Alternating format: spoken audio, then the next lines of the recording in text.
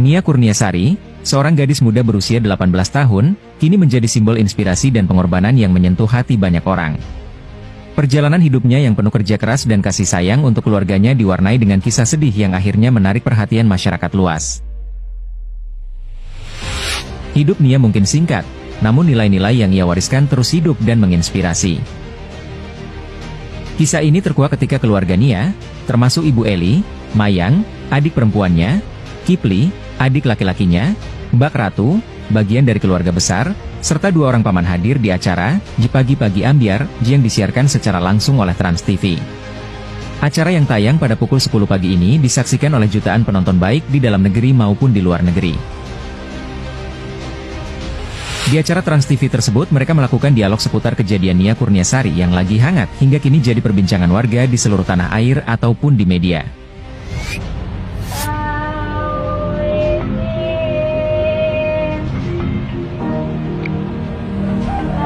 Nia Kurniasari menjalani hidup yang penuh tantangan di rumah kayu yang sederhana, yang dindingnya hanya terbuat dari papan rapuh dan atapnya renta dimakan waktu. Dengan latar belakang ekonomi yang sulit, Nia tidak gentar menjalani keseharian yang penuh perjuangan. Setiap hari, mulai pukul 7 pagi hingga pukul 2 siang, Nia berjualan gorengan, mengayuh semangatnya demi memenuhi kebutuhan keluarga. Di sela-sela jadwal sekolahnya, Nia tetap mengutamakan tanggung jawab sebagai anak sulung yang harus menopang kehidupan adik-adiknya.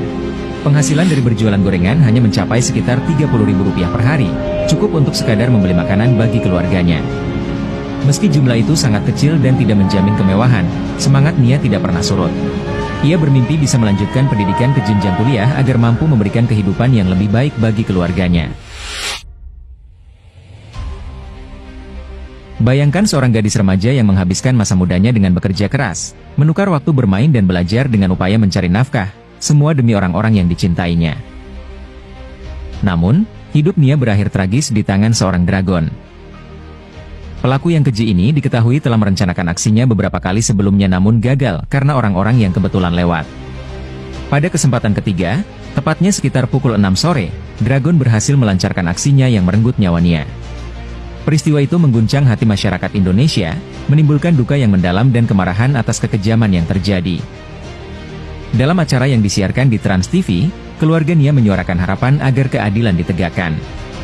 Ibu Eli, dengan suara yang bergetar oleh kesedihan dan kekuatan, mengungkapkan keinginannya agar pelaku dihukum seberat-beratnya atas perbuatannya yang terencana. Komunitas yang lebih luas pun bersuara, menyampaikan simpati dan dukungan melalui berbagai platform media sosial.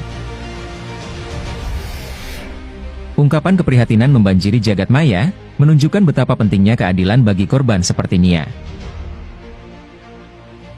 Itulah kisah yang diceritakan di acara Pagi-Pagi Ambyar, yang disiarkan secara langsung di Trans TV pukul 10 pagi tadi.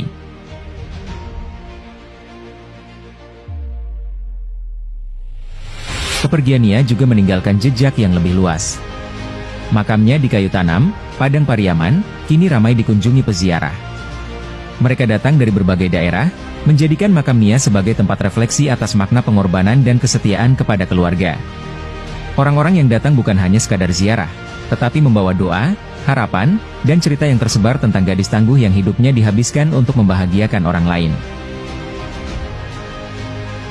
Kisah Nia telah menjadi simbol keberanian dan pengabdian.